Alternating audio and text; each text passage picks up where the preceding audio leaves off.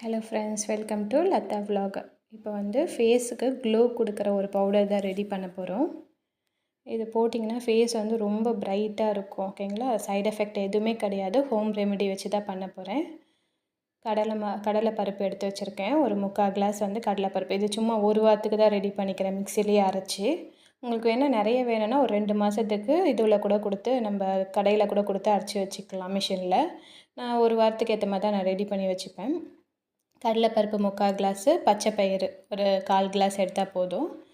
அது வந்து கட்டி மஞ்சள், கஸ்தூரி மஞ்சள் இருக்குது இல்லைங்களா, அது கட்டியாக இருக்கும் பாருங்கள். அந்த இது வாங்கி நான் மிஷினில் அரைச்சி வச்சுருக்கேன். நீங்கள் பேக்கெட்டு கூட வாங்கி யூஸ் பண்ணிக்கலாம். ஸோ இது எல்லாத்தையும் நான் மிக்ஸ் பண்ணிக்கிறேன் ஒன்றா போட்டு பவுலில். இப்போ வீட்டில் மிக்சியில் தான் அரைச்சி வச்சுக்க போகிறேன். ஒரு மாதத்துக்கு வேணாலும் அதுக்கேற்ற மாதிரி குவான்டிட்டி போட்டு மிக்சியிலே நம்ம அரைச்சி வச்சுக்கலாம்.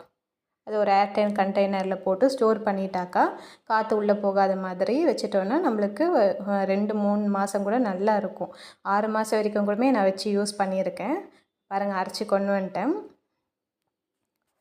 இதை வந்து ஜலிச்சிக்கலாம். எனக்கு தூசியெல்லாம் இருக்கும். ஸோ அதனால் அந்த திப்பியெல்லாம் இருக்கும் இல்லைங்களா லாஸ்ட்டில், ஸோ அதனால் வந்து நல்லா ஜலிச்சு எடுத்துக்கிறேன்.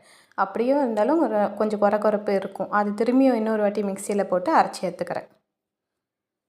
ஏன்னா மிஷினில் அரைச்சாலுமே கொஞ்சம் வரும் திப்பியெல்லாம். ஸோ நம்ம மிக்சியில் அரைக்கிறதுனால கொஞ்சம் நிறையவே வரும்.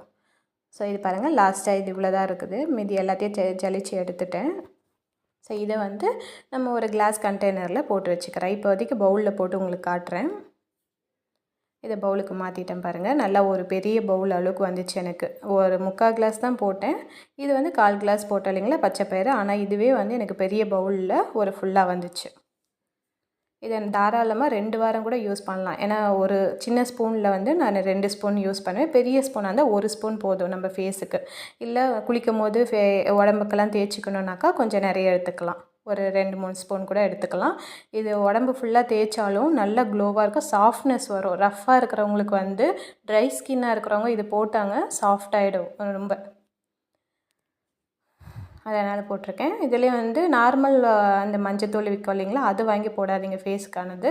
கஸ்தூரி மஞ்சள் போடுங்க. இல்லை இந்த மாதிரி கட்டி கிடச்சா கூட அதை வாங்கி அதை யூஸ் பண்ணிக்கலாம். ஸோ இதை மிக்ஸ் பண்ணிக்கிறேன். 2 ஸ்பூன் நான் போட்டிருக்கேன். இது ரொம்ப சின்ன ஸ்பூன் தான். இதில் வந்து 2 ஸ்பூன் நான் எடுத்திருக்கேன். கடலை மாவு, பச்சை பயிறு சரிங்களா. ஸோ அந்த மிக்சரை வந்து போட்டுட்டு ப்ளஸ் 1/2 ஸ்பூன் வந்து அந்த மஞ்சள். ஏன்னா மஞ்சளை வந்து இது கூடயே கலந்து வைக்கக்கூடாது.